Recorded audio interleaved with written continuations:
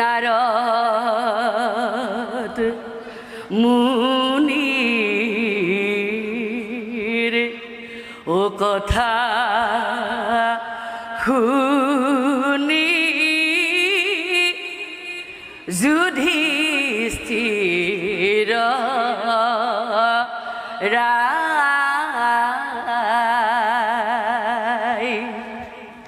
ও কি মতে করিবু যজ্ঞ মনতে গুণ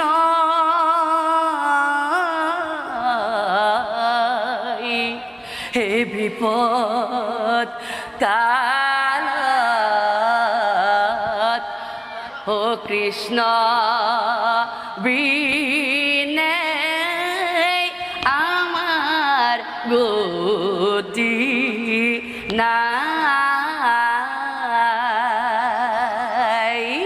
নারদ এই কথা ও যুধিষ্ঠির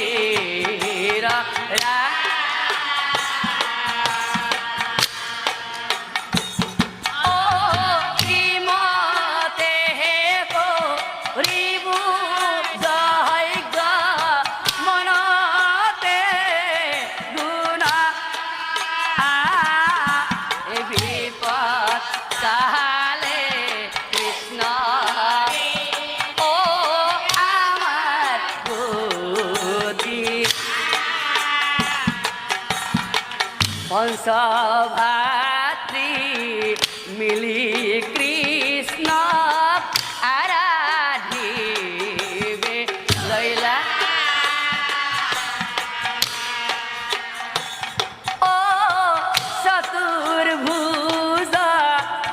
রূপে প্রভুই দরিখন দিলা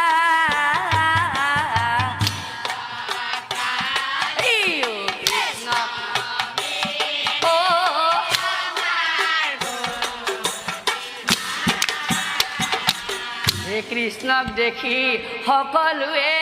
ও প্ৰণাম কৰি প্ৰভু প্ৰভু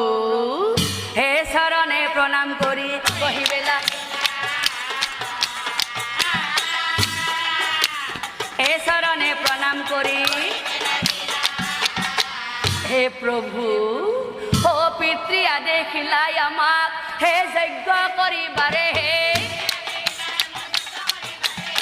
কিন্তু প্ৰভু কিমতে কৰিবু যজ্ঞ কিমতে কৰিবু যজ্ঞ এই কথা শুনি শ্ৰীকৃষ্ণই ও হাঁহি মাৰি দাদা যুধিষ্ঠিৰ যজ্ঞৰ আয়োজন কৰা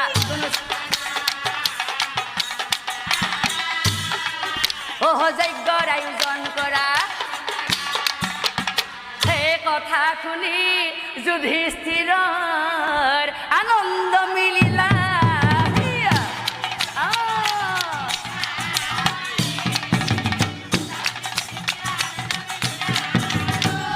পঞ্চভাই মিলি যজ্ঞৰ আয়োজন কৰি পঞ্চভাই মিলি যজ্ঞৰ এই যজ্ঞ পাতে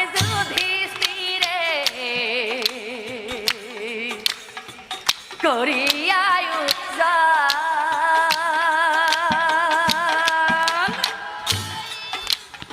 এই যজ্ঞ পাতে যুধিষ্ঠিরে করি আয়োজন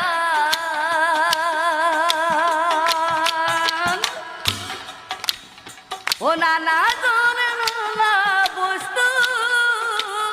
ও দিল জনে জন যজ্ঞ করি আয়ো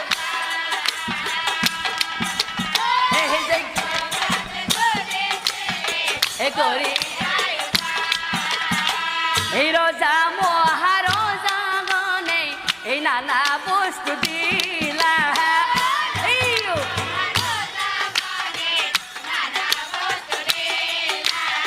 এই যে গর বস্তু দেখা হবে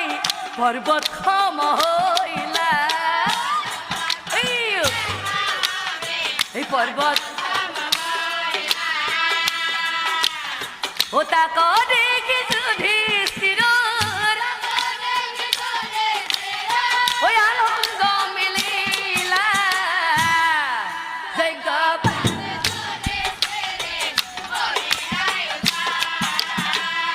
ও প্ৰথমতে দুৰ্যোধনক ভৰালে ৰাখিলা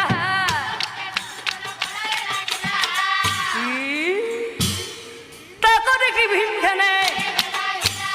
দেখি ভীমখেনে শুনা কৃষ্ণ দুৰ্যোধন আমাৰ পৰম শত্ৰু আৰু তেওঁকে তুমি ভঁৰাল ৰখিয়া পাতিলা তেতিয়া কৃষ্ণই কৈছিল শুনা দাদা মই কিয় দুৰ্যোধনক ভঁৰাল ৰখিয়া পাতিছো তুমি জানা ও লক্ষ্মী হাত দুৰ্যোধনৰ ও নিজেও নাজানে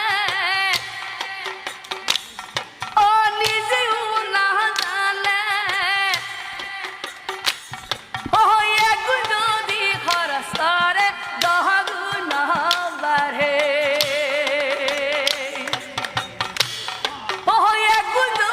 খরচ করে 10 গুণ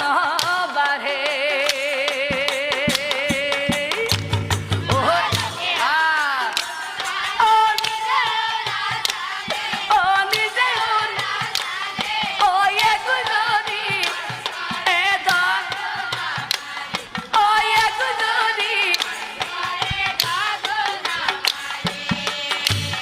ও সেই কারণে দুর্যোধন রাখিব ভরালে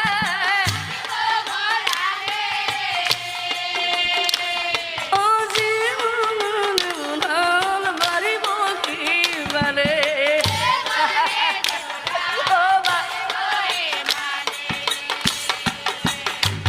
ও লক্ষ্মী হাত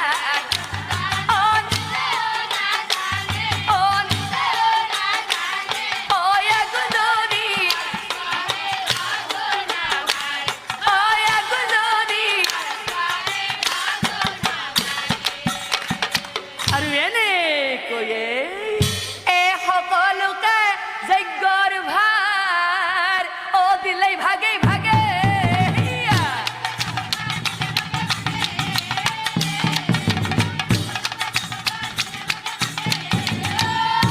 যুধিষ্ঠিৰক চাই কৃষ্ণ যুধিষ্ঠিৰক চাই কৃষ্ণ কৃষ্ণই বোলে দাদা মোৰ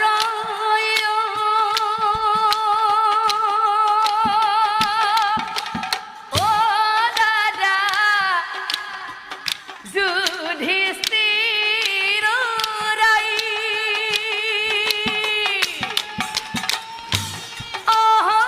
যজ্ঞৰে কাম দাদা কৰিব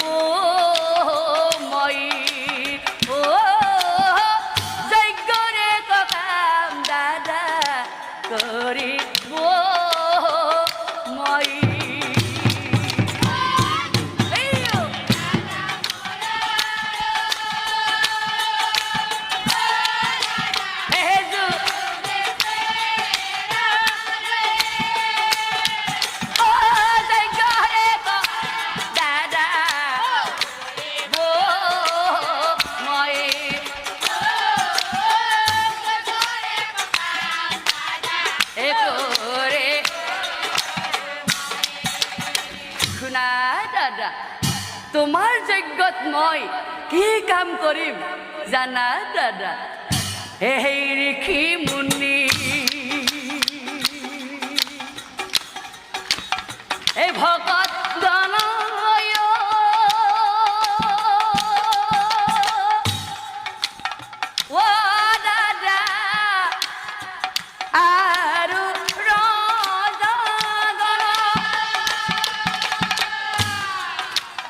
সকলোৰে মই কি কাম কৰিম জানা দাদা এই সকলোৰে দাদা মই এই ধুৱাইব চৰণ এই সকলোৰে দাদা এই ধুৱাইব চৰণ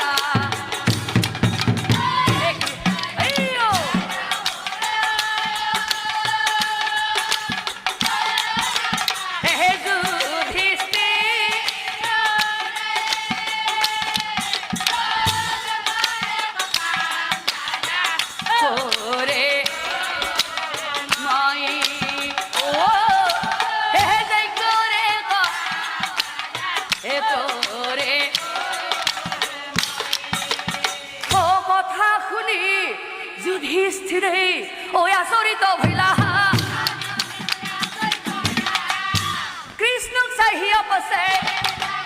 কৃষ্ণক চাই হিয় পাছে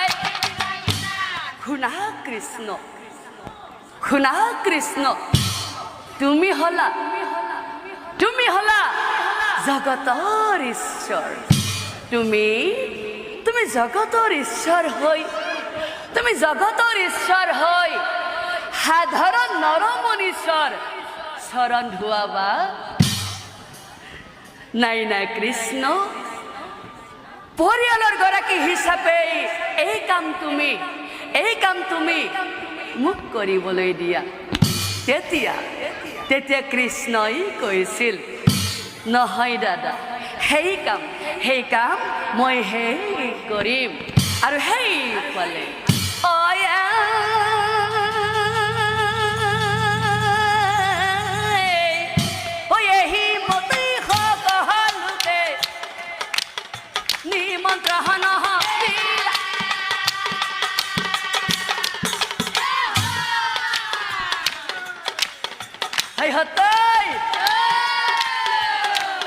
বল যজ্ঞ চাব সকলোৱে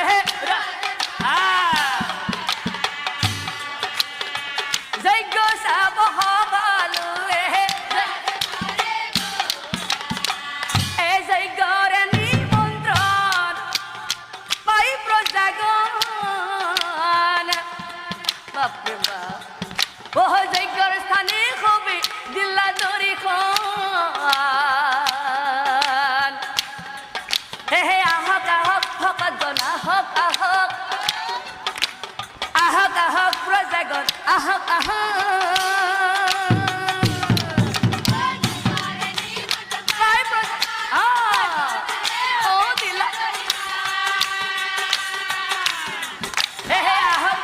ভকতগণ প্ৰজাগণ আৰু সেইফালে বিপ্ৰগণে মন্ত্ৰ পাঠ উচ্চাৰণ কৰিলা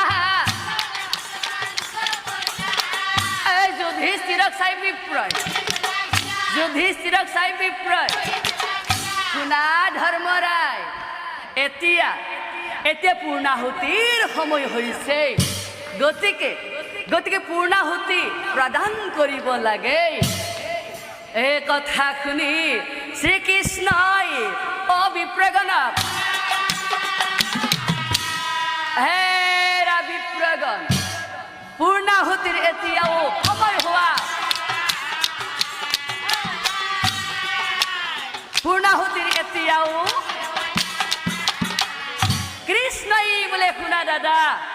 কৃষ্ণই বোলে শুনা দাদা মুহুৰ অৱসৰ দাদা হৰিধন নামে ভকত আছেই একজন আৰু দাদা সেই হৰিধন ভকতক তুমি বিচাৰি অনা যায় তেতিয়াহে তোমাৰ যজ্ঞ সফল হ'ব জানিবা নিশ্চয় কথা শুনি যুধিষ্ঠিৰে ৰৈ নাথাকিলা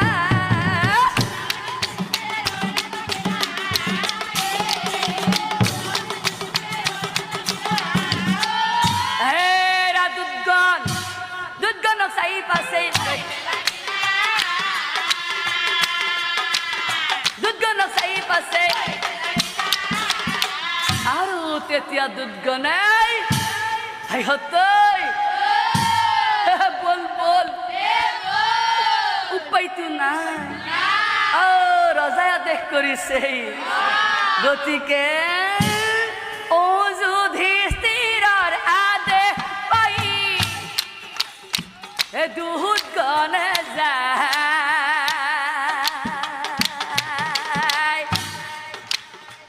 হৰি ধন ভকতক বিচাৰি আছা ও বিচাৰি ঐ বিচাৰি খালে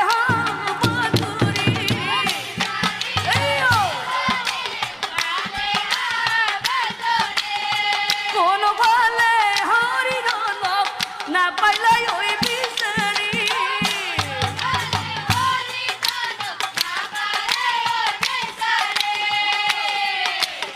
কিছুদূৰে শ্মশানে দেখিবা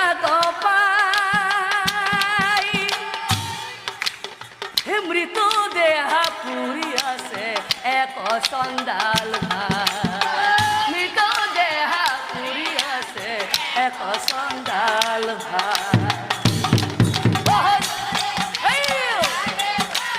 ও দুধ গনে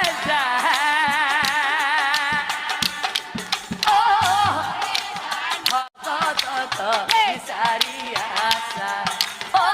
হৰি ধন ভকতক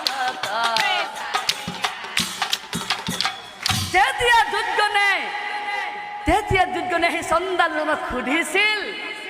হেৰা চন্দল ককাই বোলে হেৰা চন্দল ককাই তুমি বাৰু হৰি ধন ভকতক চিনি পোৱা নেকি হে তেতিয়া চন্দলজনে উত্তৰ দিছিল হেৰা বোপাইহঁত হৰি ধন ভকত হৰি ধন ভকত হৰি ধন ভকত দেখো ময়েই ও বাপ ভাইহঁত ইয়াতে মস্ত চন্দাল হাই বোলে হৰিৰ ভকত বুজি পাইছো তাতে মিছা কথা কৈছে হয়নে তেতিয়া চন্দাজনী পুনৰ কৈছিল হেৰা বোপাইহঁত তোমালোকে কি কৈ আছা মই সঁচাকৈ কৈছো মই হৰি ধন ভকত কথা শুনি দুধগণে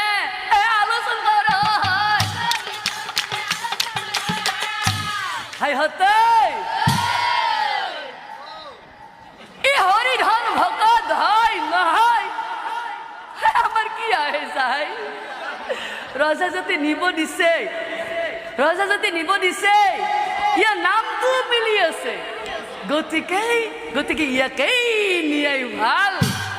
নিব দিছে লৈ বল তেতিয়া দুধগণে সেই চন্দালজনক পুনৰ কৈছিল হেৰা চন্দল ককাই বোলে হেৰা চন্দল ককাই ধৰ্মৰাজ যুধিষ্ঠিৰে ৰাজসৈ যজ্ঞ পাতিছে আৰু তাত তুমি পূৰ্ণাহুতি প্ৰদান কৰিব লাগে গতিকে তুমি স্নান কৰি আহা আৰু এতিয়াই তুমি আমাৰ লগতেই বলা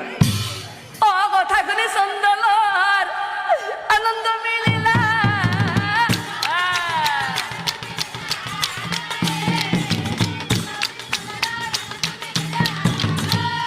দুধৰ সঙ্গে হৰি ধনে যায় দুধৰ সঙ্গে হৰি ধনে চলি যে হৰি ধন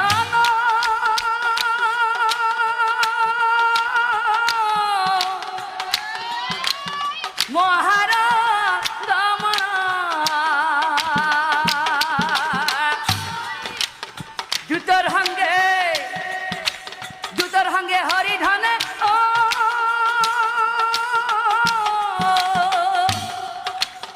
গৈলা জয় গোস্থান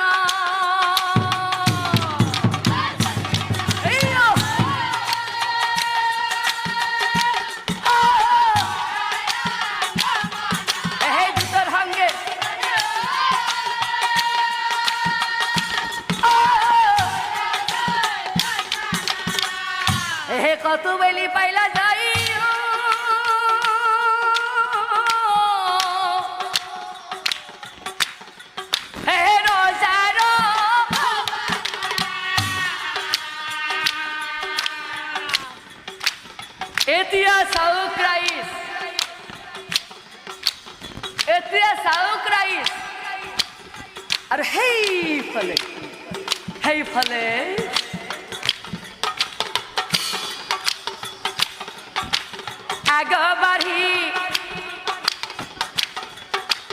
আগবাঢ়ি আহি কৃষ্ণয়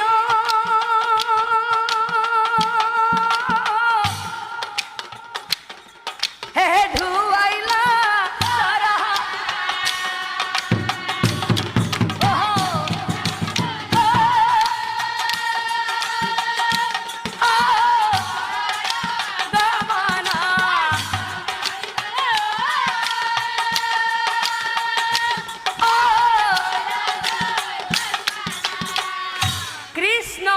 পৰামৰ্শ অনুসৰি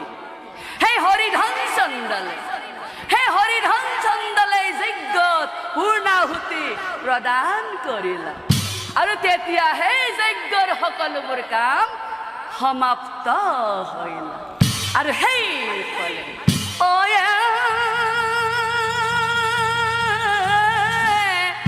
অযজ্ঞ শেষে সকলোৱে ঘৰা ঘৰি গৈ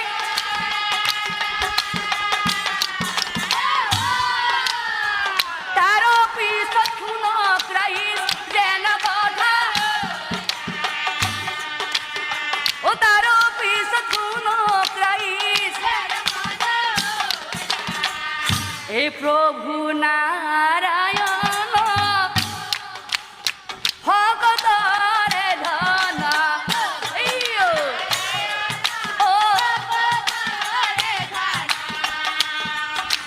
নমো নিৰঞ্জন পাতক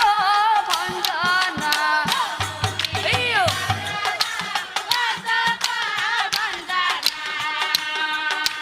ও ভকত বৎসল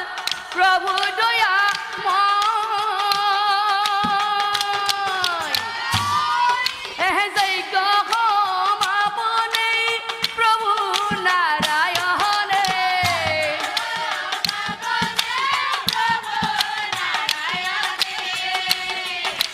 যুধিষ্ঠিৰক মাগিলা বিদায় হে দয়াময় মাগিলা হে নসময় হতে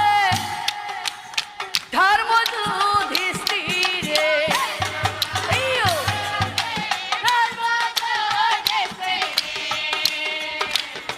কৃষ্ণক চাই সুধিবিলা গিলা হে কৃষ্ণ তুমি জগতৰ ঈশ্বৰ হয় ভকত বৈষ্ণৱ হৰি গৈ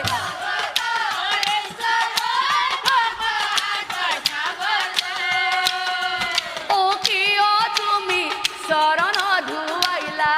হে দয়াময় চৰণ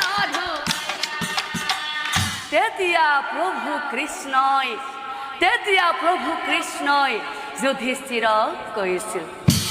শুনা দাদা, মই কিয় সাধাৰণ নৰমনীশ্বৰ চৰণ ধুৱালো। এই কথা জানিবলৈ হলে আমি সেই ত্ৰেতাৰ যুগৰ কাহিনীৰ কথা অলপ জানিবই লাগিব। গতিকে দাদা, তোমাক মই সেই ত্ৰেতাৰ যুগৰ কাহিনীৰ কথা অলপ কওঁ, শুনা। ত্ৰেতাৰ যুগত ৰঘুবংশ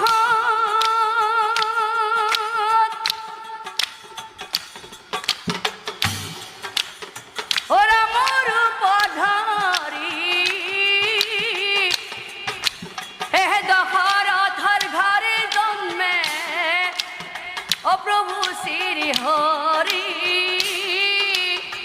দশরথর ঘরে জন্মে প্রভু শ্রী হরি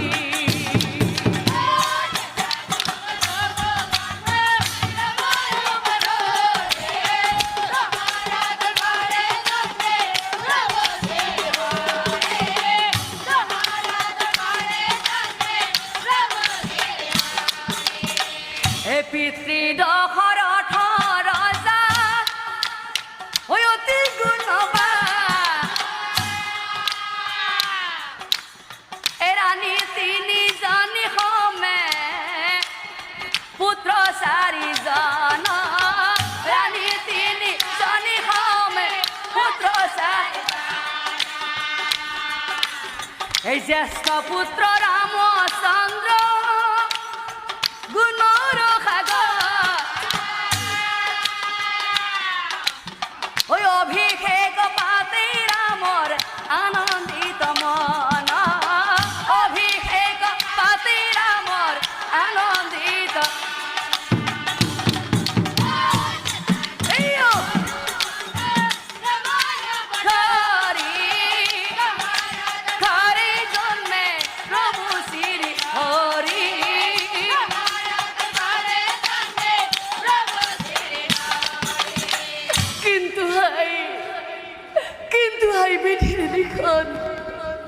বিধি লিখন নাচাই খন্দন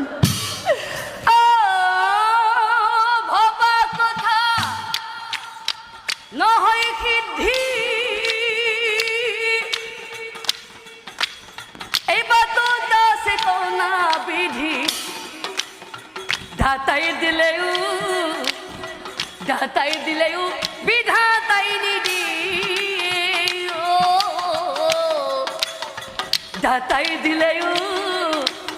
ও দাতাই দিলেও বিধাতাই নিদি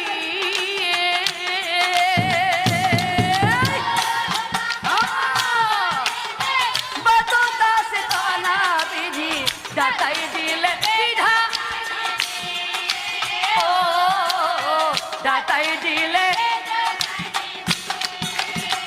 ও ভাগ্য চক্র পরিণরে লতি ঘটি খাই মরে ও দশৰথৰ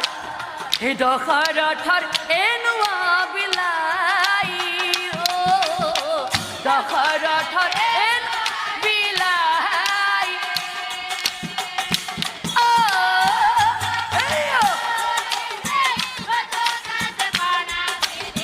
দাতাই দিলে দিয়ে এই দাতাই দিলে বিধা পূৰ্বৰ শৰ্ত অনুসৰি কৈকিয়ে দশৰথৰ পৰা দুটা বৰ খুজিছিল প্ৰথম বৰত ৰামক 14 বছৰ বনবাস আৰু দ্বিতীয় বৰত ভৰতক অযোধ্যাৰ ৰজা পাতিব লাগে হয় এই কথা শুনি ৰজা পৰিমূৰ্ছা কৈলা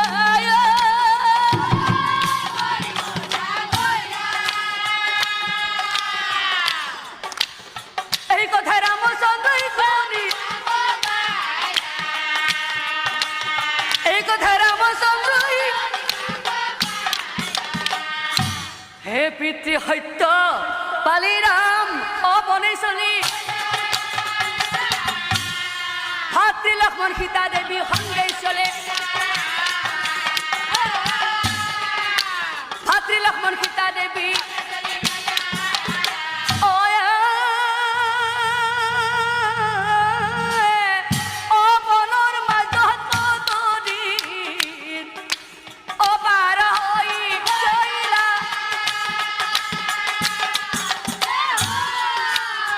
আৰু এদিন সেই লংকাৰ ৰজা ৰাৱণে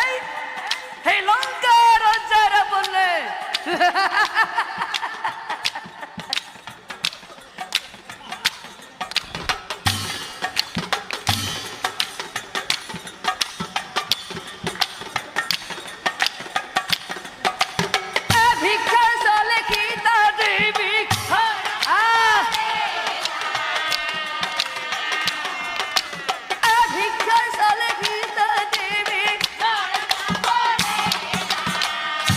সীতা ঘৰে ৰাবণ যায় ও লঙ্কাক লয় অশোক বনত সীতা দেৱীক যতনে ৰাখিলা অশোক বনত সীতা দেৱী আৰু এইফালে শূন্য গৃহ দেখি ৰামে আচৰিত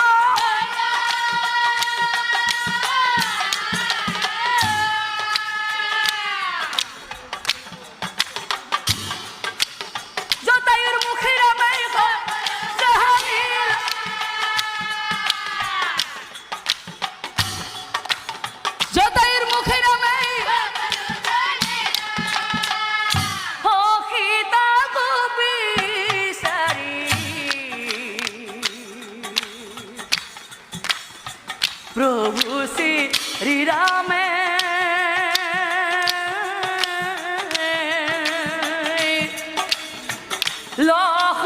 লক্ষ্মণৰ সহিতে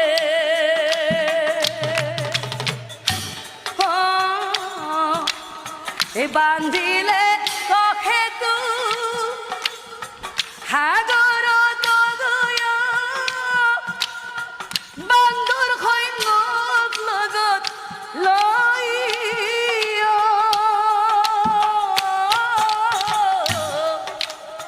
সীতাক বিচাৰি প্ৰভু শ্ৰীৰামে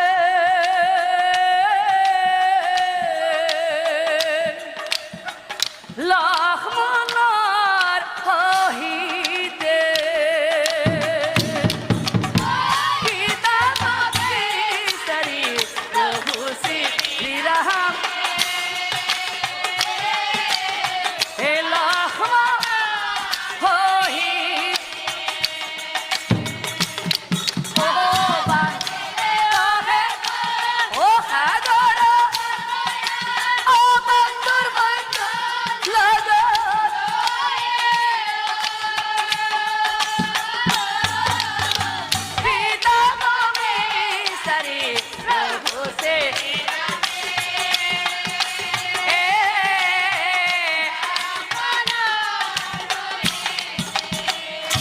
সেতুর উপরে প্রভুই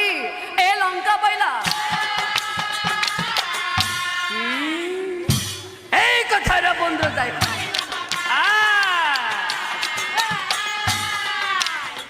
এই কথাটা বন্ধ যায় হে মহাকুটের বন্ধ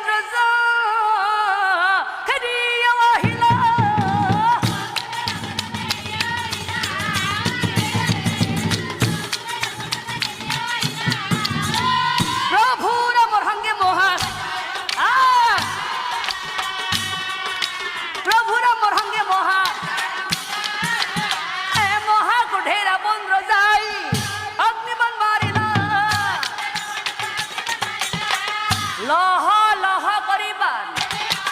লহ লহ করিবার এই তাক দেখি রামচন্দ্র মারে বরুণ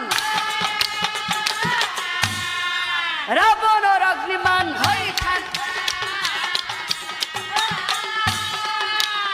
রাবণর অগ্নিমান হে পুনরে Lankeshwar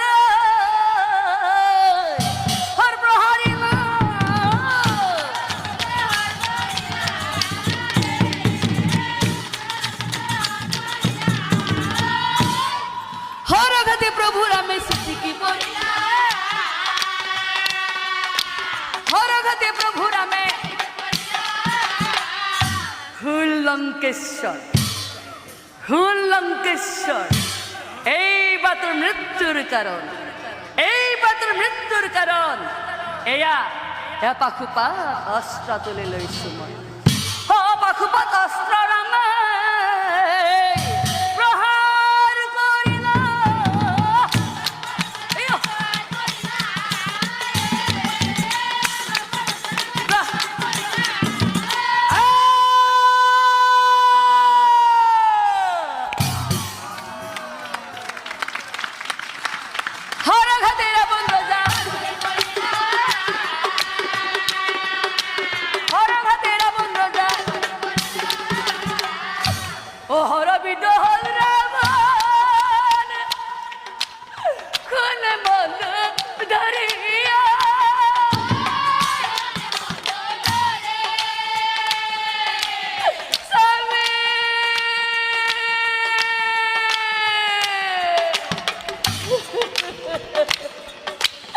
Sami kamu dengan dari mana? Sami kamu dengan dari mana? Sami kamu dari kande manda dari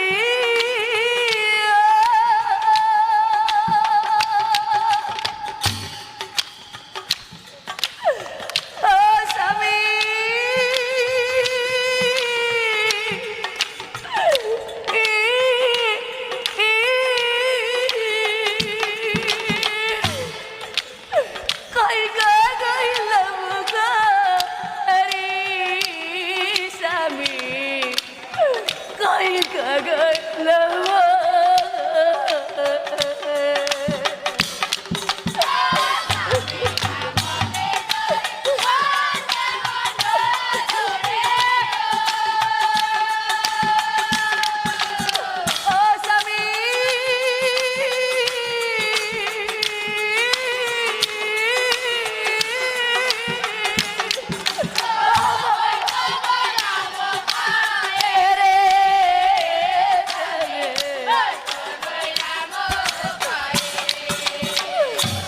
हुसेने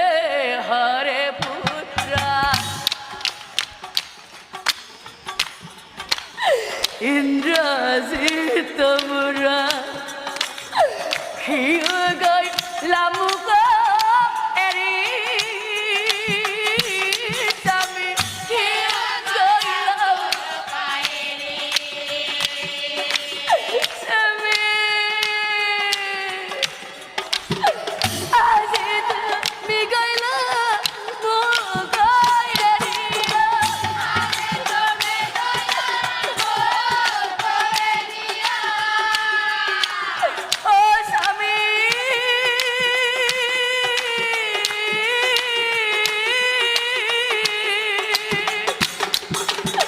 की बात लगे दिए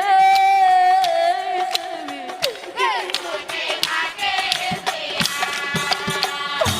ढाकरी ढाकरी गिला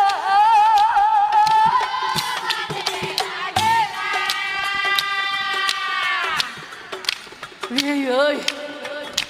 ঐ প্রিয় हो भाजक से लंकेश्वर भाजक से लंकेश्वर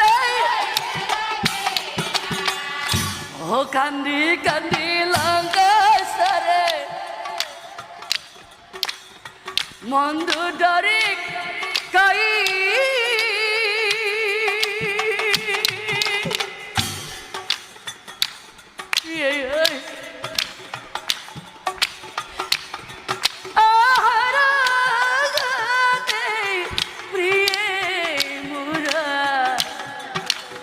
प्राण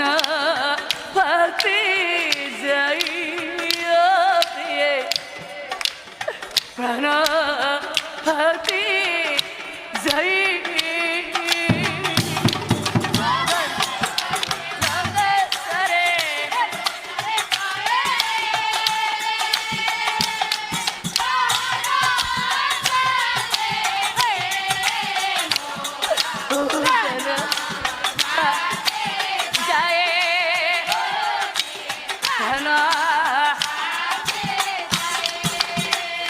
ও তোমার বাধা না মানি মই ও সীতা কহ রেল আয় আমার মার মাল প্রিয়ে হাত হাত হাতে ও না কান্দিবা প্রিয়ে তুমি ও না করিবা হুক আজ আমার প্রিয়ে বিজয় দিয়া হুক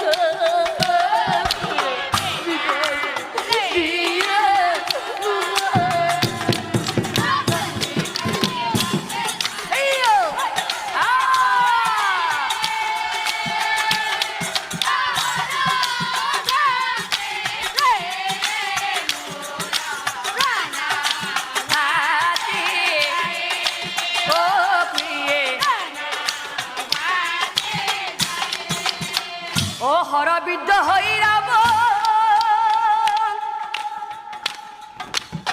করিয়া যাহা কিলায়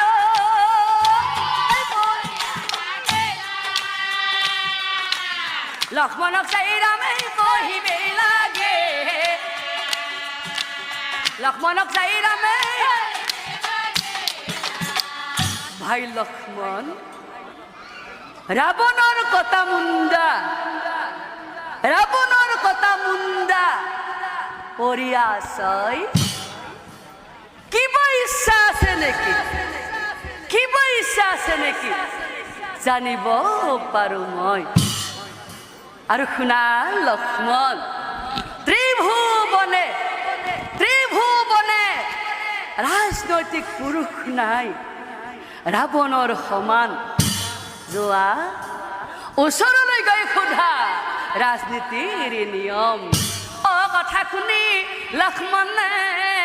ৰৈ নাথাকিলা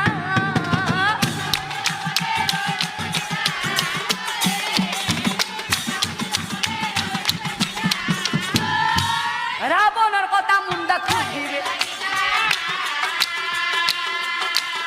ৰাৱণৰ কথা মুণ্ডা তেতিয়া ৰাৱণৰ কথা মুণ্ডাই লক্ষ্মণক কৈছিল শুনা লক্ষ্মণ তুমি যিহেতু মোৰ ৰাজনীতিৰ বিষয়ে জানিবলৈ বিচাৰিছা তেনেহলে শুনা এজন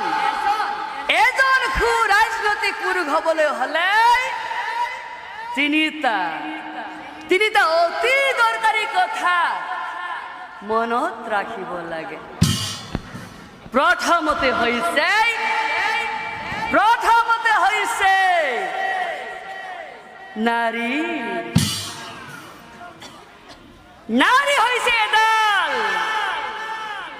নাৰী হৈছে এডাল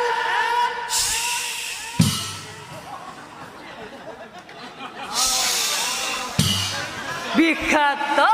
সৰ্প সিহঁতে কাক কেতিয়া দংশন কৰিব তুমি ধৰিবই নোৱাৰিবা লক্ষ্মণ তুমি ধৰিবই নোৱাৰিবা সেইকাৰণে কৈছো নাৰী জাতিক কেতিয়াও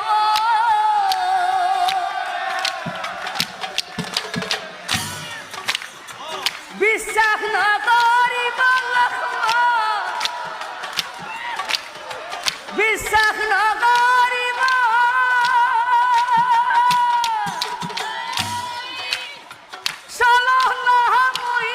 নাৰী নিশ্চয় জানিবা লক্ষ্মণ নিশ্চয় জানিবা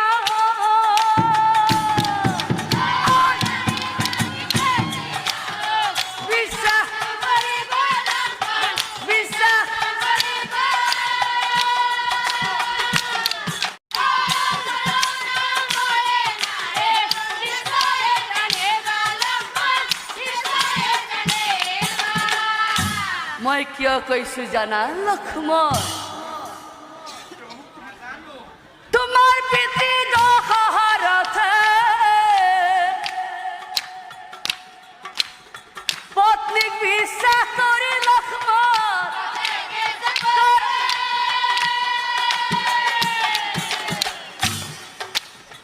সেইকাৰণে তোমালোকে হৈল বনবাসী লক্ষ্মণ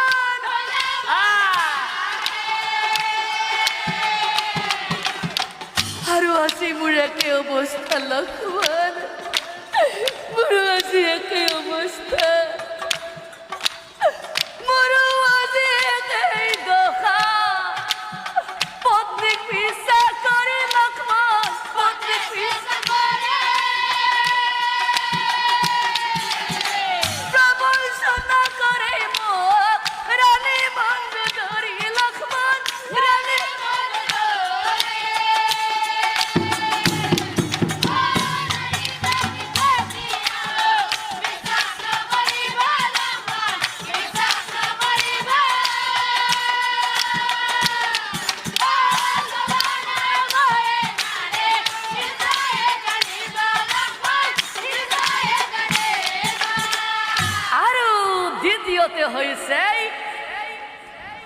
দ্বিতীয়তে হৈছে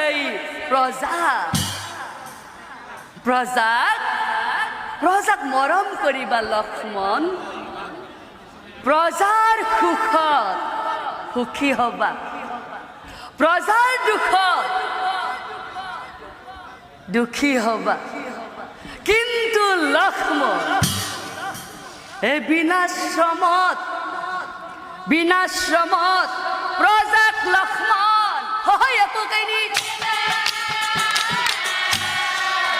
হয়নে এলুহুৱা হ'ব প্ৰজা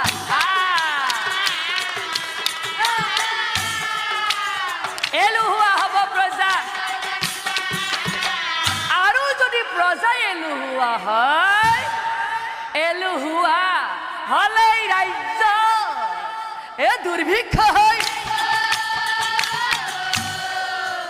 অনাচাৰে বেভিচাৰে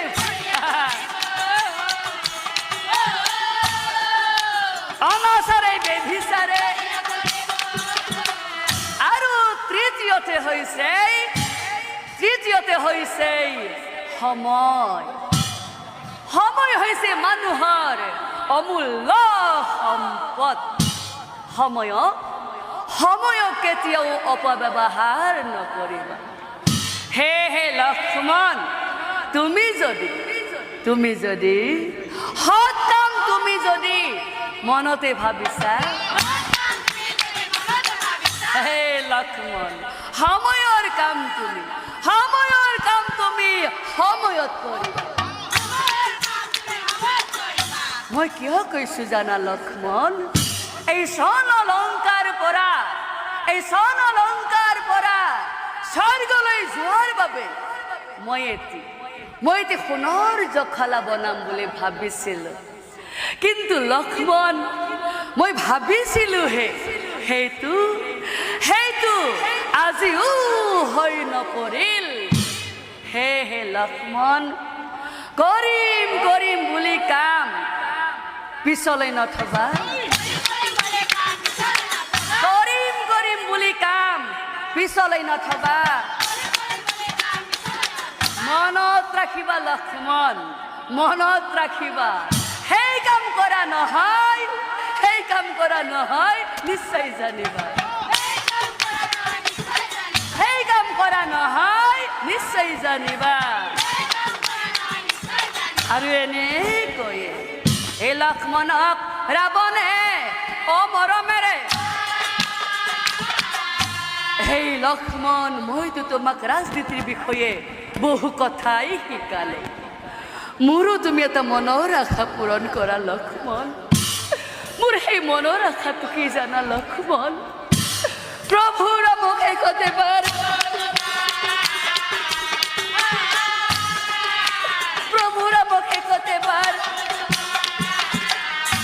এই কথা লক্ষ্মণ হে ৰামক কহিলা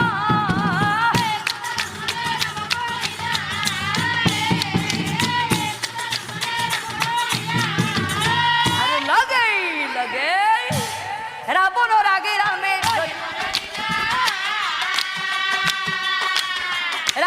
আগে ৰামে প্ৰভু অখিৰতে থাপিলো ৰাম ৰঘুমণি ৰাৱণ মহাপাপী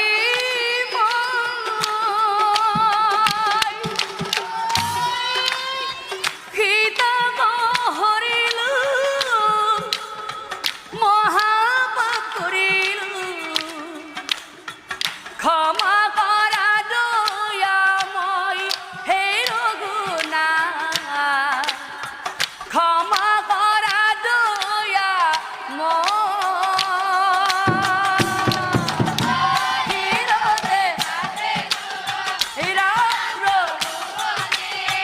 রাবণ মহাপাপী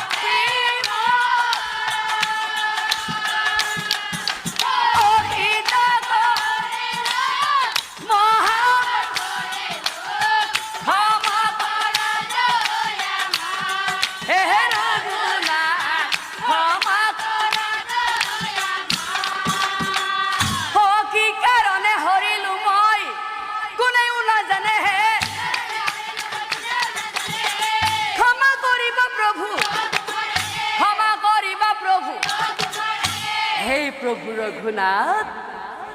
আই মাতৃ সীতা দেবী হরণ করে মোর যদি একমাত্র উদ্দেশ্য রানী করার ইচ্ছা আছিল তেতিয়া হলে মই অশোক বনত নারাখি মোর আজকারেঙত রাখিলোহেঁতেন। অশোক বন হল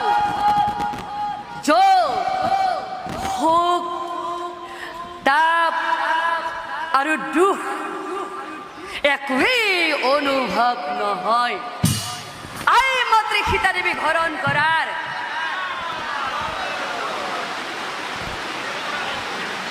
মোৰ তিনিটা উদ্দেশ্য আছিল। তাৰে প্ৰথম উদ্দেশ্যটো তোমাক কওঁ শুনা প্ৰভু। ও ৰাম ৰূপে প্ৰভু তুমি,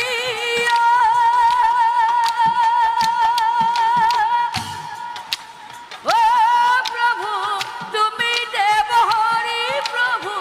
তুমি দেৱ হৰি। ঐ মাতৃ সীতা দেৱী লক্ষ্মী গোসানী,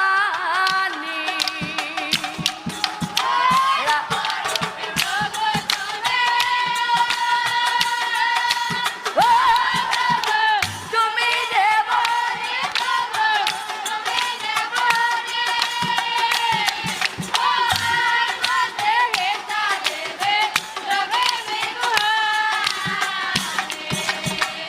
হে প্ৰভু ৰঘুনাথ, মই জানিছিলো আই মাতৃ সীতাদেৱী হৰণ কৰিলে এদিন স্বয়ং নাৰায়ণ প্ৰভু ৰাম এই স্বৰ্ণ লংকাত হৰি দিব। আৰু তেতিয়া মোৰ এই স্বৰ্ণ লংকাপুৰীখন পবিত্ৰ হৈ পৰিব। আৰু আজি প্ৰভু এই পবিত্ৰ হ'ল স্বৰ্ণ লংকা।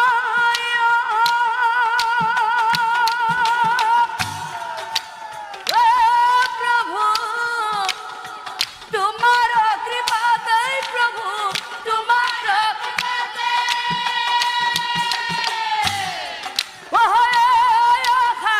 আছিল প্ৰভু হিয়াৰ মাজতে।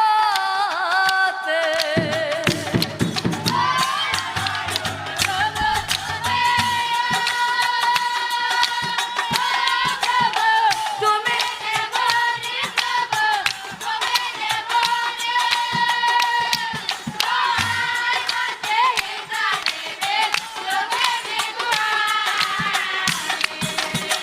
হে প্ৰভু ৰঘুনাথ,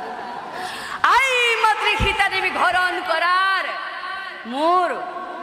দ্বিতীয় উদ্দেশ্যটো তোমাক কওঁ শুনা প্ৰভু। ও শৰণে কৰ প্ৰাণ, নাম হে ৰঘুনাথ, শৰণে কৰ প্ৰাণ।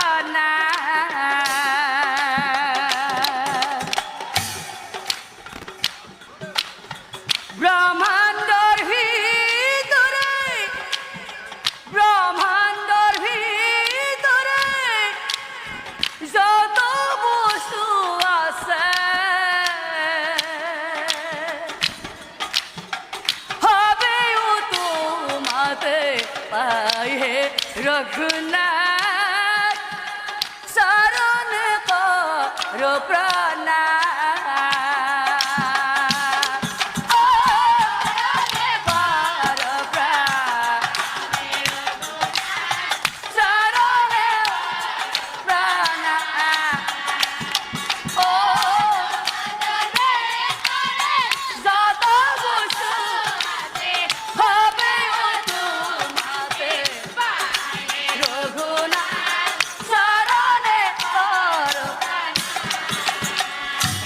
প্রভু রঘুনাথ,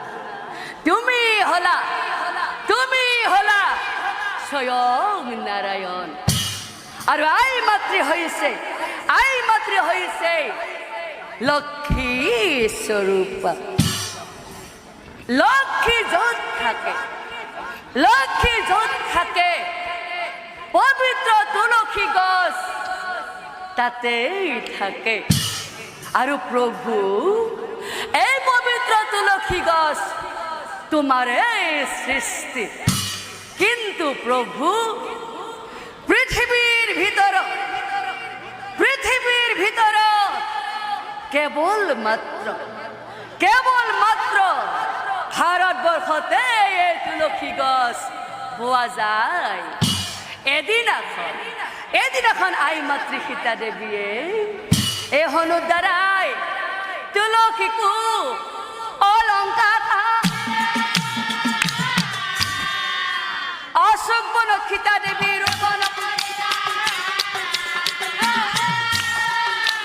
অশোক বনত সীতা দেৱী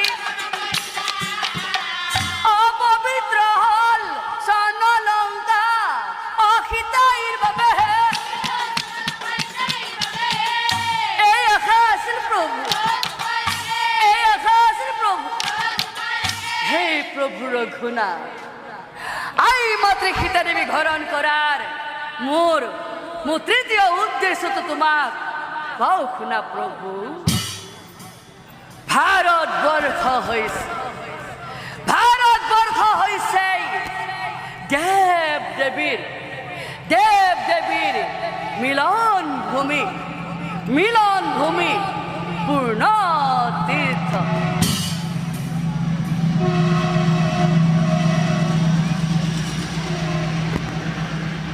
এই পূৰ্ণ তীৰ্থ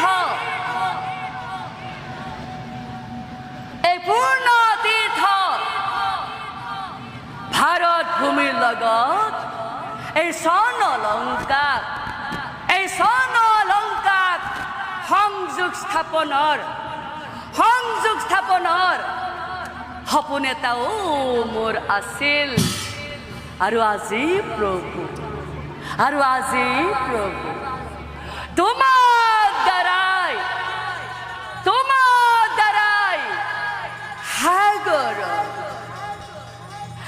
সাগৰত হেতু বান্ধি মোৰ সেয়া খাও পূৰণ কৰিলো প্ৰভু। মোৰ সেয়া খাও পূৰণ কৰিলো। মোৰ আৰু কোনো প্ৰত্যক্ষ নাই প্ৰভু, মোৰ আৰু কোনো প্ৰত্যক্ষ নাই। মৃত্যুৰ যন্ত্ৰণাত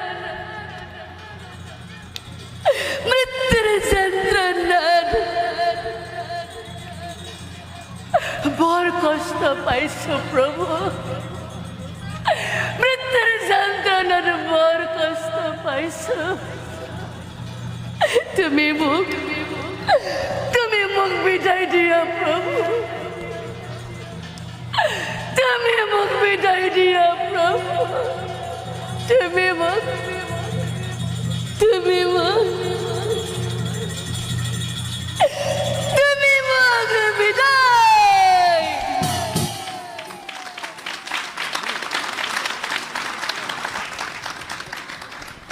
কথা শুনি ৰামচন্দ্ৰই মৌন হৈ ৰহিলা। লংকেশ্বৰক চাই প্ৰভুই শুনা লংকেশ্বৰ, তুমি সঁচাকৈয়ে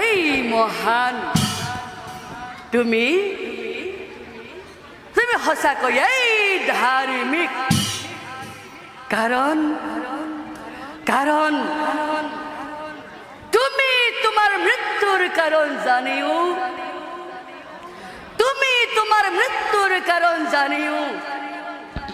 মোৰ তুমি অকাল বোধন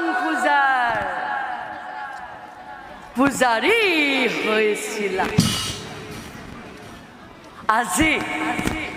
আজি তুমি নিবিচাৰিলেও মই তোমাক এটা বৰ দিব খুজিছো। দাপৰ যুগত মই স্বয়ং নাৰায়ণে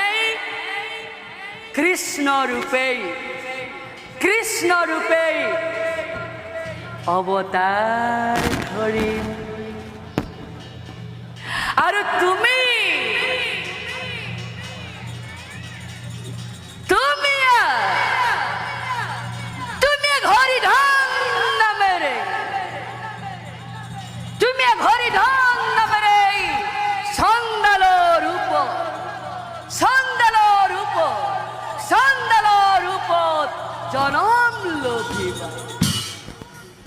আৰু তেতিয়াই মই তোমাৰ চৰণ ধুৱাই তোমাক ধন্য কৰি লংকেশ্বৰ তোমাক মই ধন্য কৰিম।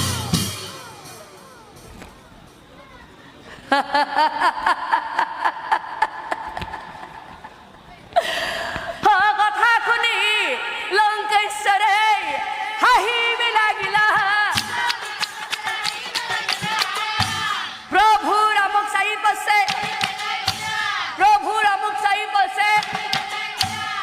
লংকেশ্বৰে বোলে প্ৰভু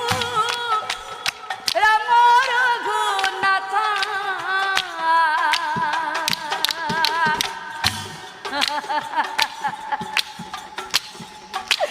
বৰণিধি তুমি মোক দিলাই অভিশাপ।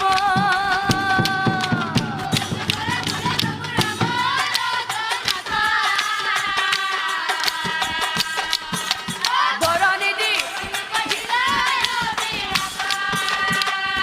ওই জনমত মই ৰজা লংকেশ্বৰ স্বৰ্গমৈত্য পাতালৰ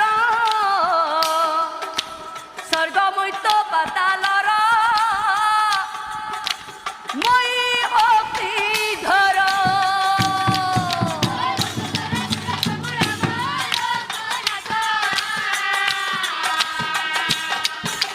বৰণিধি পৰ জনমত মই হইব সন্দল। হে প্ৰভু ৰঘুনাথ তুমি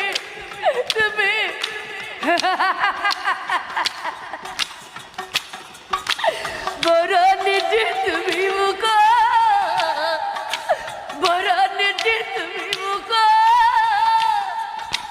দিলাই অভিশাপ।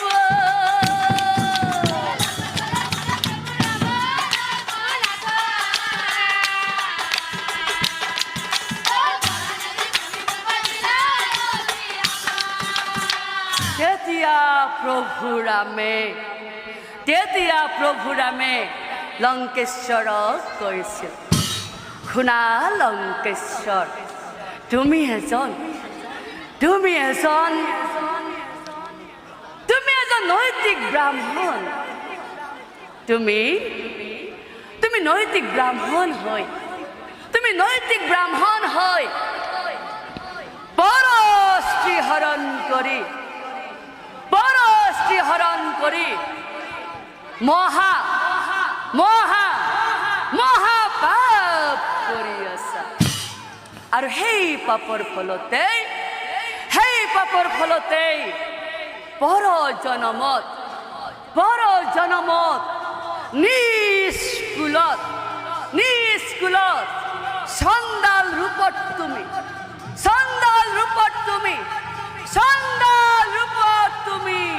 জনম এই পৰ জন্মে ৰাবণ ৰজা সন্দাল ইলা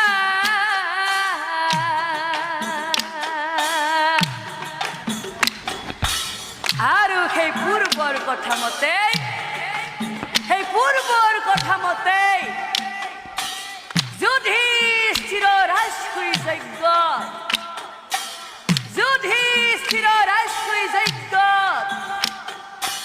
প্রভু কৃষ্ণই হে শরণ ধুয়াই রাবণ রজাক মুক্তি করি দিলা।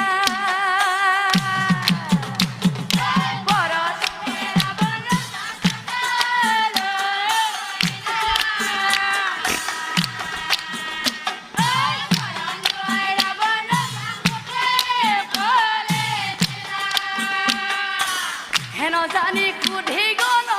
এরি আন কাম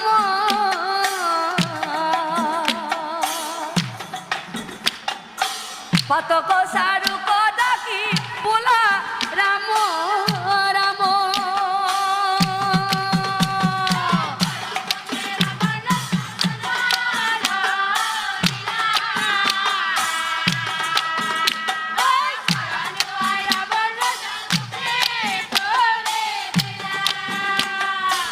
হেন জানি গুধি গণ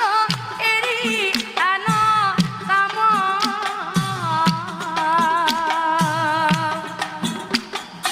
পাতক সারু ডাকি বোলা রাম রাম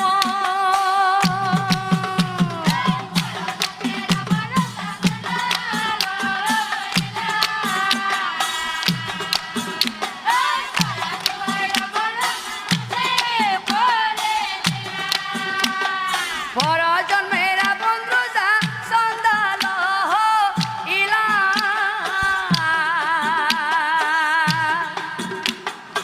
সরন্ধু